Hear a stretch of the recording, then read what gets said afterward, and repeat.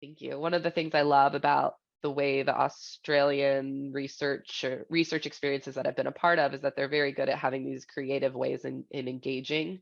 And so they've been hosting different cafe sessions, really opening it up to anyone on a team to provide a provocation and just have a conversation. And so they've been very low designed, much more just let's curate a conversation more than anything. They are all, if you go to the link I put in the chat, you can view and watch recordings of previous ones. Many of them have not been at time zones that have worked well for us.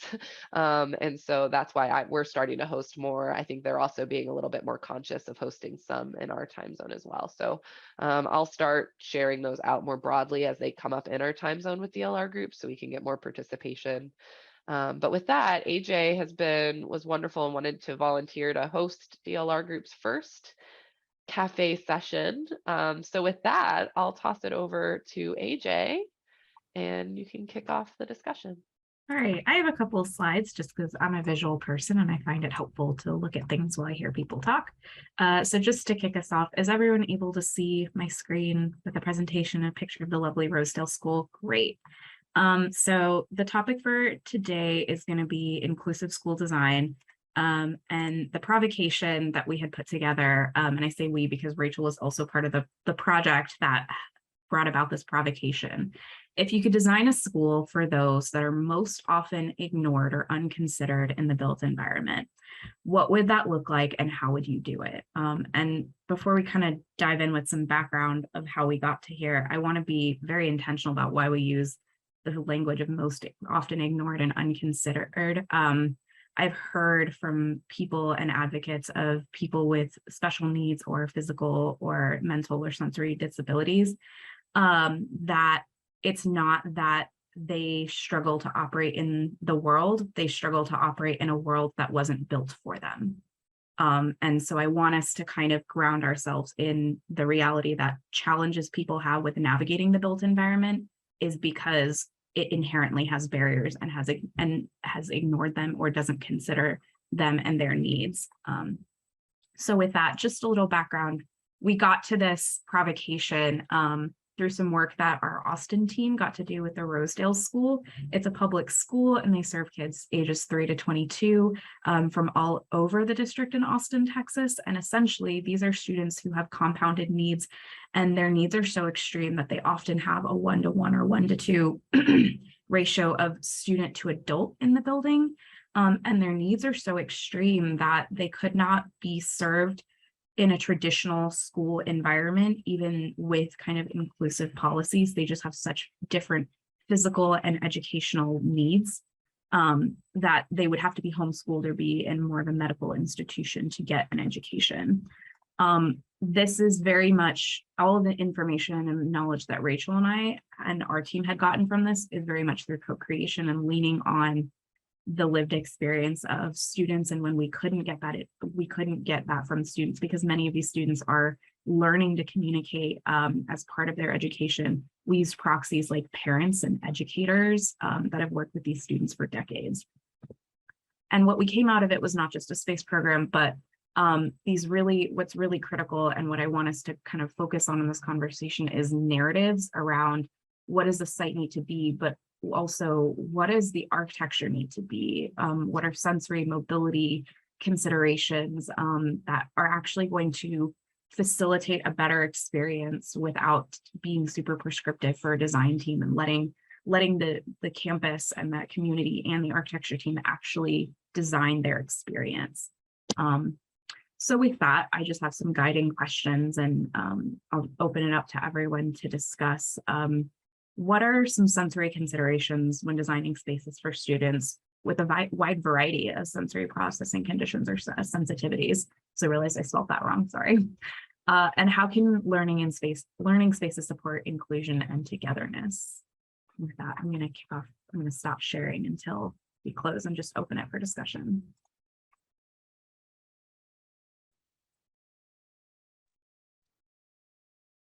I think from a built environment standpoint, I guess I'm thinking about, like making sure your site is accessible, making sure the building is accessible. And then I guess once sort of inside the building, I know on the Seattle projects, we've talked about the district has wanted sort of self-regulation spaces within each classroom.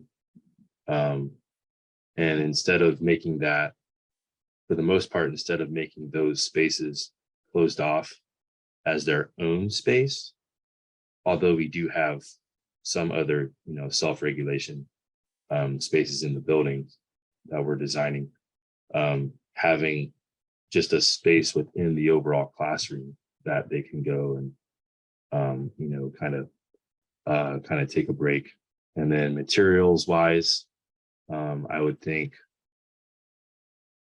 you would want to make sure that, you've got the acoustics in your classroom are pretty dialed in. So I would think, maybe carpeted floors, maybe acoustic ceiling tiles, panels that create kind of a quiet environment for kids that aren't, that don't respond well to loud noises. But I guess initially that's kind of what I can think of. So I'll jump in there, Ryan. Thank you for taking the lead on that. Starting off on that question, as we're talking about sensory and how the environment becomes a tool for that, I think we need to do just that. The tool becomes, the facility becomes a tool for the sensory. When Ryan talked about understanding the needs for a quieter area, maybe different spaces that adapt to the needs of, I need a smaller contained calm down space, or I can open that up to a space that's a little more collaborative, because students with the higher needs, there's so many different abilities that we're working with students at that time, and maybe teaching them how to use their feet in order to use technology. We had some students that at one of our schools that couldn't use their arms, but were able to use their feet to do some technology pieces. So the space has to be able to adapt to the technology needs that might be helping the students gain understanding of different things. It's the stimulation of colors. These students are also looking at colors, their texture and feel, and so the environment can really help respond to that.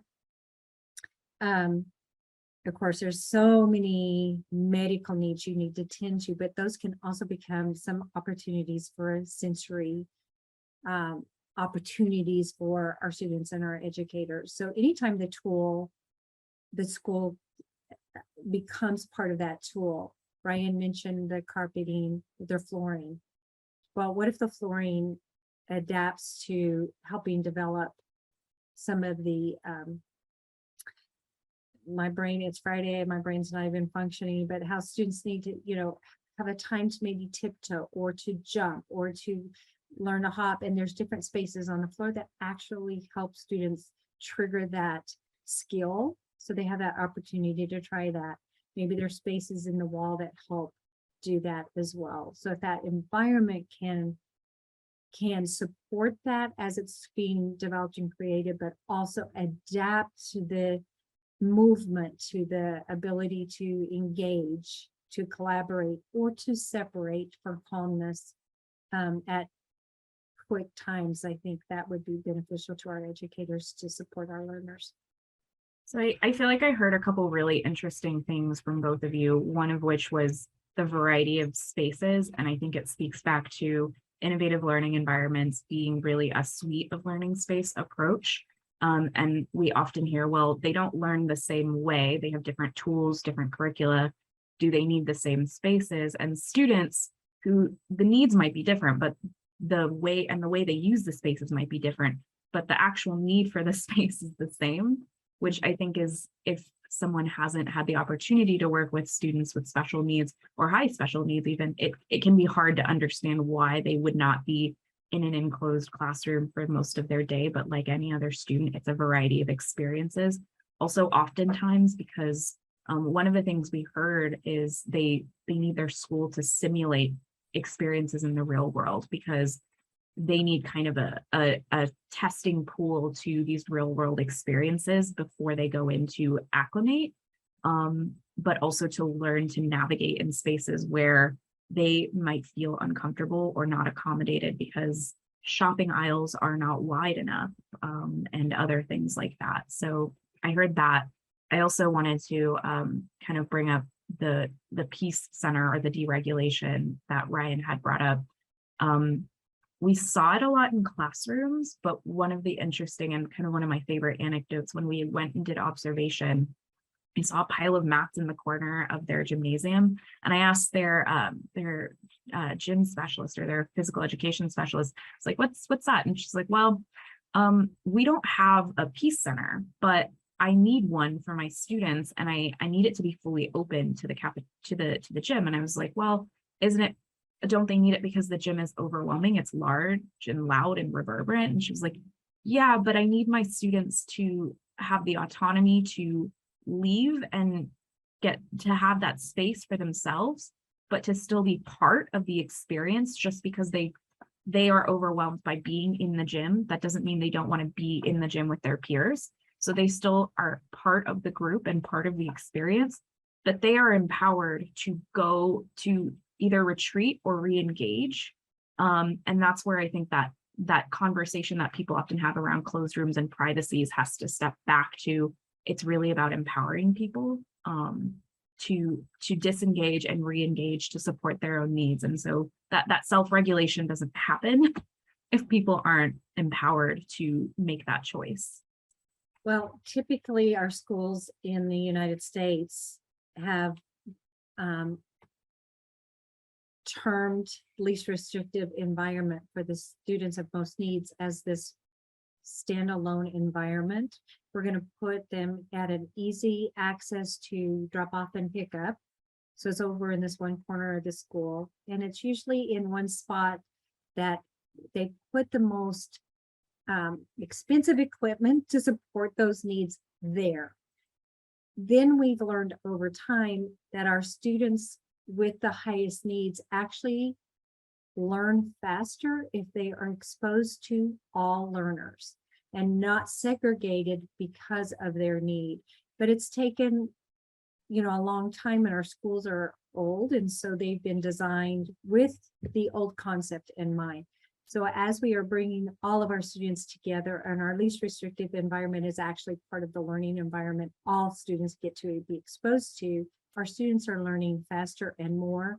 And students that may not have as many needs are understanding how unique everybody is and can accept people, with a broad stroke, more so than just only because they look like me or act like me. And so we are learning more. So our environments need to help support that. And I know part of you wanted to talk about is the inclusiveness together. And I think that kind of gets us, I was trying to think of sensory first and then kind of moving us there, but in a way it really blends. The neighborhood that you showed earlier from Rosedale is more what we're seeing people moving towards, because it's not siloing our teachers and siloing our students anymore. We've got to allow our students, no matter what their needs are, to be exposed to everything and have that autonomy you were talking about, being able to learn how to self-regulate, because that's what the world is.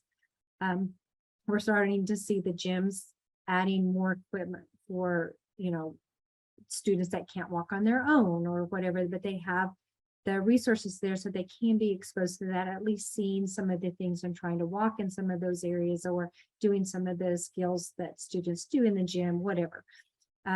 But allowing our teachers to work together and allowing our students to see one another, building that sense of belonging and community is far beyond what we can teach kids if we segregate them. What are we seeing? And I'm just curious, Marilyn or AJ, if this came up in your tours with Rosedale, and Ryan, maybe you have, I'm not sure your full experience background, but I don't have an answer to this. So maybe there's not one, but what type of barriers are there for that full inclusion in terms of kind of the staffing and the training to support those students in these variety of settings? I just imagine that's a whole different job description for your traditional classroom teacher. So what kind of solutions are we seeing to kind of for the operational side to make all of that possible? In the, US, we have to have our certification under the special ed umbrella in order to be able to work with the severe needs of students there.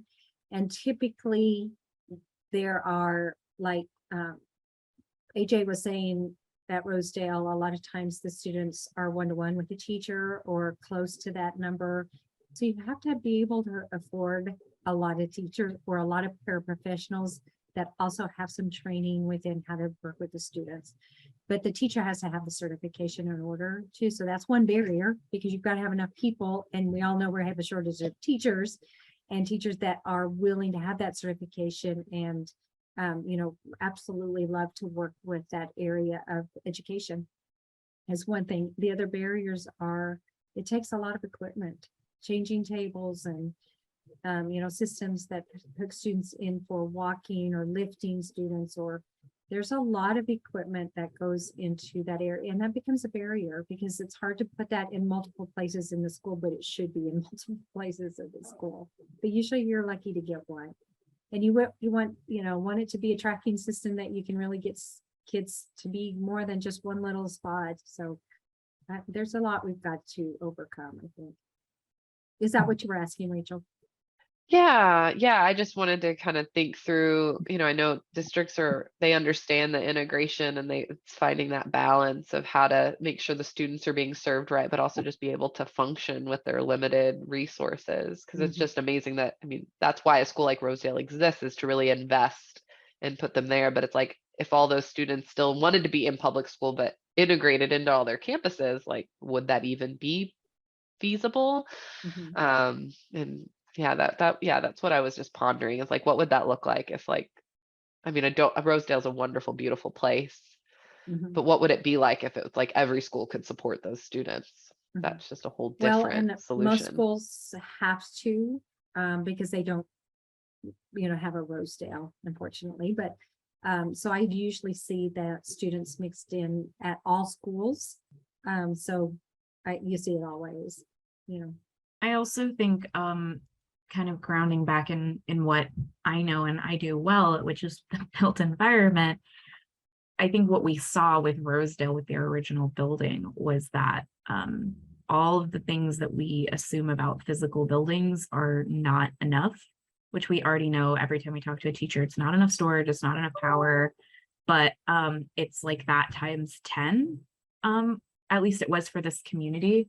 And my entire experience of the project is just grounded in interactions with people, frankly. And so when we went to the grand opening, there were a couple of educators that had been working with Rosedale for years. And one of them was at her classroom, and I asked her, I was like, so what do you think? I know y'all have only been here for a couple of weeks, but what do you think about the new building and the new space? And her response was, I didn't know I was fighting the building to do very basic things until I was no longer fighting. And I apologize for the light. I'm facing a north window. And it was really interesting because things like having power in multiple places so that you don't have extension cords everywhere and you're not trying to maneuver wheelchairs over it, and everything under the sun like that, having bathrooms that are appropriately sized, having storage for equipment so that it has a place to go away, and that it's not one place that's inconvenient, but it's localized to where they're working, and having access to a variety of teaching spaces without having to travel across the entire building, which is partially a learning experience, but can be prohibitive just because of the time it can take when you have multiple assistive devices. It was just interesting to hear from her. She's like, I'm just not fighting anymore. And I'm able to do what I do well so much better because I'm not fighting. Isn't that glorious? Yeah. Yeah, I know, kind of back to what to add on to what Marilyn was saying. I guess specifically for these Seattle projects and with the Seattle district, they have a certain number of SPED classrooms required in their program, in their space program, and then to include everybody again. That's sort of why we've designed the classrooms around having a self-regulation space within the overall classroom itself, in addition to the other deregulation or self-regulation spaces that we designed into the building to foster that inclusivity with everybody within the classrooms. But another thing I guess I would be interested in hearing is I know the Seattle Public Schools, they asked for OT-PT spaces within their buildings. Is that pretty typical from what you guys have seen elsewhere as well, or Yes. just kind of the larger districts, that have the resources to have those Mhm. people on staff? In all of my districts except one, and it was because of just a space, it was a school that just didn't have enough space for all the students, had the OPT's offices in there, right there in the facility, and close and in hand, because they need that opportunity. So I see more and more of that being the way we're working with schools. And going Good to your question.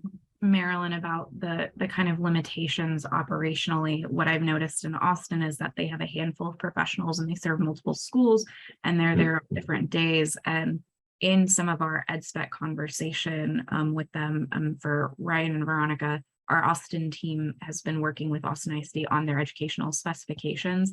And so we helped them with their kind of big revision and radical kind of change back in 2016, 2017. And we're working with them on their most recent revision leading up to hopefully a new bond. And one of the most interesting things that we heard when talking to the SPED professionals was that just because they have a space to work doesn't mean like we're to actually operate and have that dedicated space. They're still siloed and they're not there every day. And because they're moving professionals, they actually have no officing space. Mhm. And so collaborating with other professionals before going into an ARD, actually being able to like process paperwork in a space that they can pull students into a small group room, but then they need a different place to actually work on paperwork and keep up with documentation. And one of the big shifts that the district is making is investing money into a flex PLC for all of these itinerant staff, Mhm. so that they can actually collaborate and desk from that campus for the day that they're there, because it's just about like being able to access other people. And I think it comes back to this investment back into teachers to support them to work better.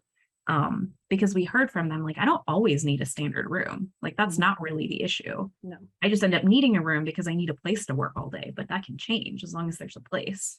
Yeah, most often you see them sharing, and they're very willing to share. Like you said, they can collaborate that way and prepare for what's coming ahead. But they also have a space, locked space for some of their files that they're going to need to keep, instead of having to always carry it around with them and keeping them at the schools that they're at, but a space. So in Capel, we had a touchdown space for them essentially, and then the classes, the schools they were assigned to, there was always a space where they had multiple desks that could be assigned to them. So depending who's there what day, they had the use of the room. Worked very well that way. They were so thankful for that. So thankful. They had their resources there. They could bring in and out things. And yeah. The one thing we haven't really talked about, which I think I would love to see this happen a little more. Typically, if we have a pre-K school or pre-K center at a elementary school or whatever, they've got their own area for playground, because they're developmentally different and need, lower equipment, smaller equipment, whatever. And it's usually a little bit more contained into the hours of pre-K, whatever. Well, I just think it's so important for our students with higher needs have some access to the outdoors, that it's easy to get with the educators to get them out there. Maybe it's students that are in wheelchairs that can maneuver in and out very easily, but get the exposure, because we all know about natural light and how important that is. And, the health benefits to that. Why are we not making sure that that is like a big component of the environment for students that may have a little more trouble getting in and out and utilizing that type of an environment. So I think the outdoor learning should be built into these areas that is very specific to the needs of the students, and ease, because if it's not easy, it doesn't get done. It's just too hard.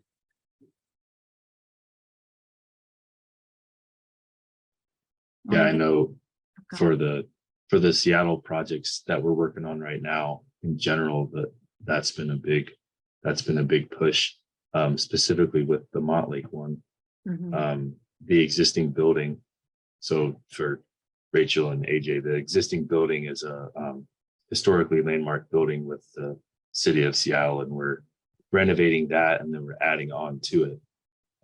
But one of the things that we're remedying with the new design is that the existing building right now is not accessible at all to a person that would be bound to a wheelchair. So we're providing, ramps up to the building, and a learning terrace, that they could easily access, all points of the building, and then, come out from the building and access the site and the outdoor play in the same way that, any of the other students would be able to.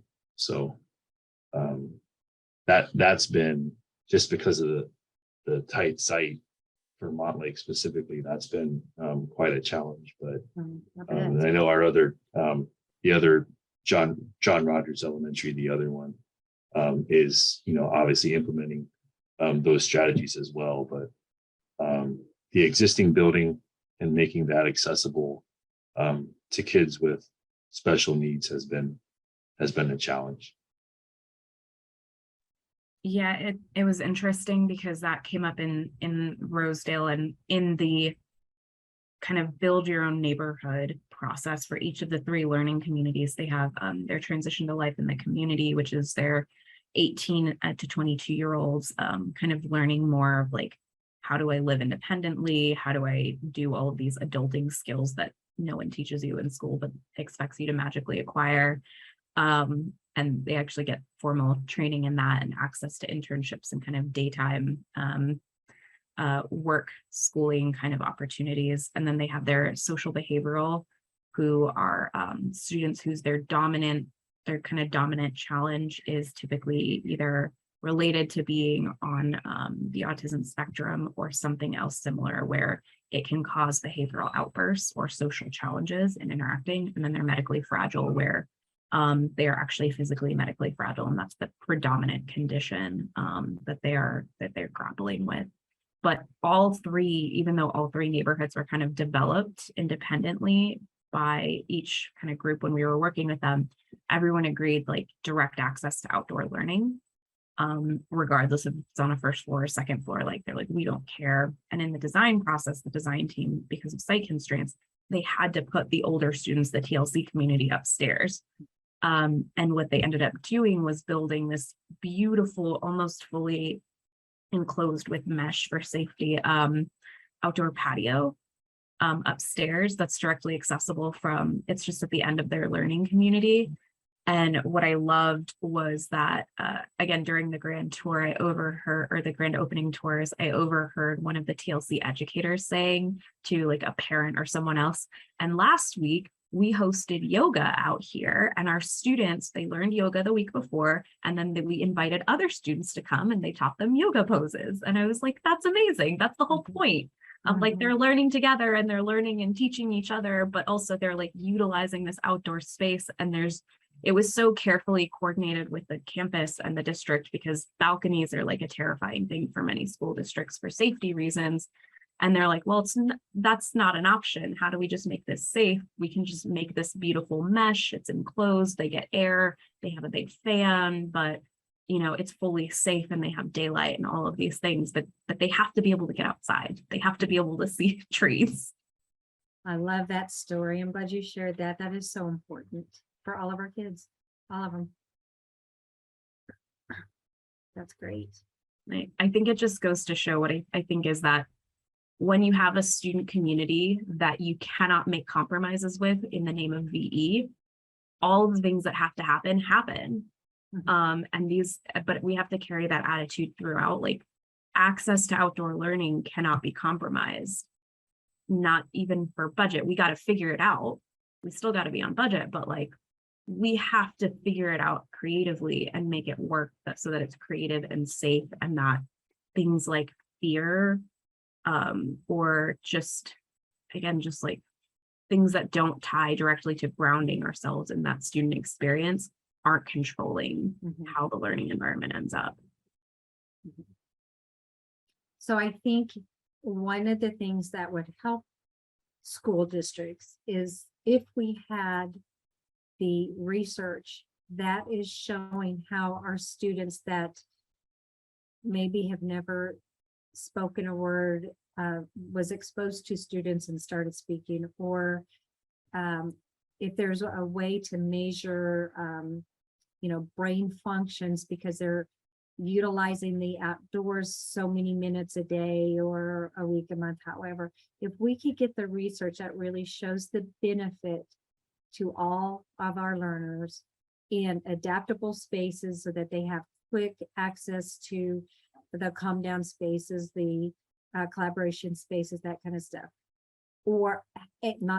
and how the outdoor learning so many minutes a day or week or however we want to measure that impacts the health and wellness of our learners so that they are prepared for learning or are engaged in learning at longer moments or something. So I think we need to figure out how to study the benefits to that so that it becomes the norm instead of just wouldn't it be cool if, or have fun, or look, we're doing yoga. Isn't that the way it should be?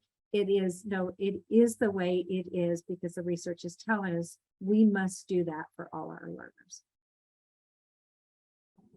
Yeah, that next step of stepping back from the anecdotal experiences, because I know, Rachel, we relied almost entirely on the campus architectural team to tell us, you've worked with these students your entire career, or you're raising a student, and so you've had to learn and figure out all these things. And there wasn't a guidebook of best practices, and there wasn't like one school that they toured a bunch of campuses that were kind of similar or like associated with hospitals and like different versions, and they're like, none of them is quite right. And so especially when we have something that doesn't have a template, having this research to be able to say how this is improving and impacting so that it just, like you said, it becomes the norm. This is just how we do things because it's better and we know it's better and it's healthier, and that's what we want. Well, it's perfect to start with the practitioner because they do know far more than what anybody else knows because they're the ones living it daily. What is going to help them? And let's start there. Let's help make their environment more usable for both the educator and the learner. But then let's study it. Did we get it right? What could we make better? And how do we continue to grow that story? It would help your job, Ryan, if Montlake and John Rogers understood the actual research. It would become, an easier sell for the outdoor learning for all, or different pieces, it's because of that understanding the why. Yeah. And I mean, kind of to your point, we've included as part of a goal in those designs that, every classroom have access to, to natural light or, an outdoor space. But, it can be a challenging thing to do, based on, site constraints, in the terms of Montlake and, for other things. Sometimes, unfortunately, VE, but to AJ's point, I think if you really have to fight for some of those things sometimes, to where if that's a real thing, you you keep that, access to natural light, access to the outdoors, for learning. And if it's the case of VE, you're just like, you strive to find the budget savings elsewhere, but you like really hold on to that stuff. So Rachel, or Rachel and AJ, because you're close to Rosedale, is there an opportunity for you just to ask some of the educators there, if you had research to help you get the environment you want, what would you want to know? And just start asking what research would help them, or the principal, ask the people that are making some of the bigger decisions. If you had research, what would you want to know for these learners, these specific learners, that would help sell the story and establish the why for the environments, like the outdoor, the blah, blah, blah, blah, and see what they help tell us, because I think that might be a good place to start asking or finding out that getting closer to a research question, so to speak, for these particular learners. Yeah, and I think one place that I'm personally interested in starting at, one of the unique, interesting parts about Rosedale, aside from places for the teachers to collaborate and work, they have a teacher wellness space. It came up during programming because they would say, these jobs are physically stressful as well. You have educators that are lifting and physically supporting students, as well as just emotionally stressful, because no matter how much love they have, it can be a lot some days. It can be a lot most days. Some teachers have to be regularly on the watch for epileptic seizures, and like that's a normal part of their life, and it's very high stress. And they had asked, like, can we just get a place that's teachers only, that's kind of a calm, quiet, soft space where we can decompress and we can move furniture and lay out yoga mats and stretch or relax or do something. And we were like, yes, actually that should happen. And it makes me think about kind of our current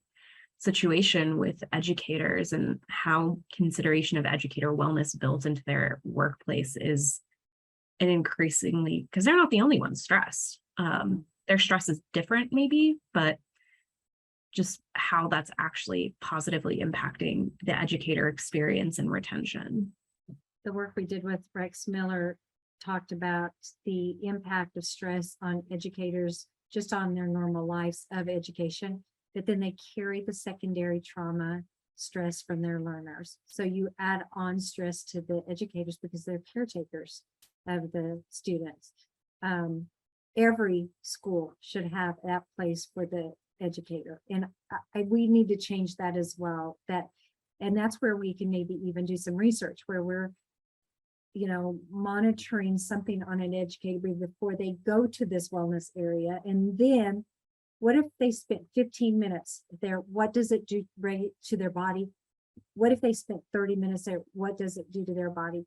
I think we can do that a measurement, do that as a study pretty well, fairly easy. I don't think anything's easy in research, but and that will tell us if we can de-escalate educators by this percentage, by 15 minutes or by 30 minutes, or if you give them an hour in a day to go do a little exercise, have something to eat where they're not thinking about school or blah, blah, blah.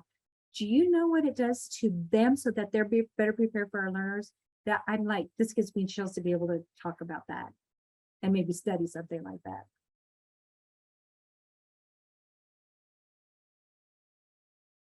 Are there ways to anonymously, like, I know we have sensors, right, that can sense like body heat and things, and I don't know enough about biology. I'm just curious, like, if you were in a space, like, do you give off more heat or something when you're stressed? Like, are there things that you don't have to attach to a person that could live in a space that could actually measure the biomarkers in some way of a person to actually see, are they getting more calm in this space as they sit here? So that way, because if that does exist, then that would be kind of an easy way to Well, and also unobtrusively study it. technology has changed so that things that are sensory, like their watches, and they're pretty unobtrusive. They're not like walking around with sensors to your head. Because I was reading a steel case, I want to say it was steel case in one of the universities in Arizona, and they made the case for designing furniture and the workspaces in a department for like setting the standard for the rest of the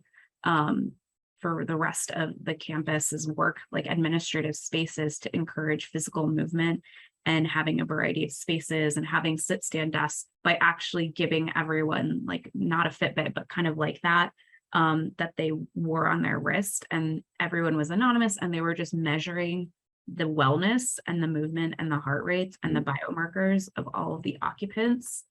And they had set, and that was kind of the early, they were writing about it, and I hadn't found the follow-up of it, of what, but they were leaning towards, like, this is actually showing increased wellness and relaxation, and therefore then they were working with the department to then track productivity to see, like, are they, because they feel better and they are physically healthier, are they working better, which I'm kind of assuming is probably a yes. In the Rex Miller book, he utilized that particular watch, probably that you're talking about, or something very similar. A whole group of them did. And then they talked about some research that was done on that. So to your answer, Rachel, I think even just this particular type of watch that is designed to capture that data for us will do it. It's that, I think it's become that easy to start looking at for the right markers. We would need to know the right markers to look for, and then to do that, measure that over time with educators. It will even measure their sleep at night, impact it on their day. And that makes a big difference too. So it'd be how willing they are to allow that to be done, but we can find teachers to do that for us. Yeah. That was That's my what concern. like Go ahead, Ryan. Apple watches, or Yeah. like everybody has Apple watches. Mhm. Not Mhm. everybody. A lot of people have Apple watches anymore. They're becoming more and more common. And, you know, I mean, they can measure all that stuff, can't they? So Yeah, I wonder if you could do like a grant program, like a research grant program, to like fit, whether it's every teacher in the school or the SPED teachers in the school, the OTPT staff in the school, if the school has a dedicated staff for that, versus if they're outside, if they, just have these spaces to go to, like Marilyn was saying, for 15 minutes or 30 minutes or whatever. Yeah, that would be fascinating to figure that out. That's our next ERAD grant. I love Yeah, that idea. I dropped the Steelcase ASU, the kind of white paper article they'd written on it. I have to find where I stashed and downloaded the actual paper. Yeah, I think. Oh, go ahead, Rachel. I think Apple Watches and all this makes sense for teachers. I guess I'm wondering, like, what is the solution for, like, especially students that already have so many devices? Like, I don't want to ask them to wear anything. Like, is there a way we can put something in the built environment to measure? Because we're just having so much, I think studying students is fundamentally different from studying teachers. And that's going to be one of the biggest challenge of the ILESE, is figuring out, especially with these populations of students that are already just like so poked and prodded, like that we don't want to burden them anymore. And I know also anonymity is also a concern, and I don't want to, so I'm just curious to know, and I haven't researched this at all, but like, what is out there that we could actually put in the built environment that would be truly anonymous and unobtrusive to help maybe get some of the data that we're interested in from a student perspective? Well, and that could be a really cool opportunity to partner with either tech companies or universities to develop these for that purpose. There could be some really interesting opportunities. When I did so Rachel, love your idea. I love that concept of thinking how the room can become the tool for us to measure that, instead of doing a lot to the students. And we are needing to focus on the students. I do think the teacher, how they're feeling, is going to impact how they work with the educator. So that's one little component of it. But when I was working with IBM, and it's been a number of years that I've really gotten to be working as closely with them. I'm still connected to some of the people, but they were already talking about buildings that are measuring that. And so I don't know the expense, but I know when things first come out, they're more expensive, and it's been a number of years. So maybe there's something we could partner, like you said, AJ, with IBM, who's already doing this. And they can bring in sensors at our schools and help us do a study that way. Yeah, I think that we're on to something. So we have a few minutes left, and I just wanted to, we've been talking kind of in the context of a specific school, and I didn't show y'all any pictures, but as kind of an optimistic close, I just wanted to show y'all a video. Oh, I don't know if it's shared. My screen went down. Give me a minute. There we go. Share with sound. Okay. Just wanted to show y'all a video. Tonight, AISD cut the ribbon on the renovated Rosedale School in North Austin. That school serves students between the ages of 3 and 22 who have severe special needs. The president of the AISD board says this new campus will accomplish something leaders have sought to do for years. There's one question I have for both our board and for our community. Does the reality meet the vision when it comes to meeting the needs of our students? And I think today, this afternoon, this evening, we can say yes. Awesome. It doesn't have to even look. That's cool. Yeah. Crazy. That is cool. Well, I love that we have some cool ideas and partnerships for Mhm. studies that have come out of this. I think, Rachel, that's kind of part of the goal of these cafe sessions, right? Yeah, absolutely. It's just to have discussion, build connections. Hopefully someone watches this and is interested and can reach out to any of us. That's the goal. Yeah, that would be fascinating to find out if there are things in the built environment that can measure, you know, I don't know if vital signs is the right word, but like, you know, just measure, you know, how much, you know, somebody's sort of decompresses by just going to like a separate space. That would be fascinating. Well, when I was There are again, materials out there. yeah, when I was at IBM, a number of years ago, and attended, I spoke at some of their conferences, and I attended some of their little sessions, and one of them was talking about, and this is years ago, about the cars, the smart cars, not just driverless, but how it senses if you are too excited or too stressed, unhappy, angry, and it puts the car in a particular mode. And it will sense it by how you sit down in the seat, how you touch the door or shut the doors or whatever. It picks up all kinds of different senses based on what you're doing with your body. And it puts the car in a special mode so that, because when you're really excited or really angry, you drive faster. Mhm. And a little bit more reckless. So you switch lanes faster and stuff, or more often when you're in those modes. So it puts you in a different, puts that car in a different mode. So if they were doing that a number of years ago, I Yeah, can imagine what they can utilize in the space to help measure behaviors and maybe brain functions or something. So we'll have to just have some big conversations. yeah. Awesome. Thank you for leading this, BJ. Yeah, thanks. Well, This has for been joining. very, Yeah. Thank you so much. I'm hoping there are yeah, more very that- cool. in the I do US too. time zone, but even if there aren't, maybe we should normalize cafe sessions style discussions within our K-12 team. Maybe I that's agree. the I next love agree. it. I love it. I mean, just even out of this one, look at what came out of it, and Mhm. some things we can maybe go have conversations about that we wouldn't have thought about. I had no idea IBM was doing this, so now my brain is like, oh, Oh, yeah. is this That's awesome. is this something that can then plug into like some of our Sunrise services? Is this something that Oh, yeah. it just spins off of a wellness conversation and it plugs into that? And Mhm. I'm sure our commissioning team would be like, yes, yes.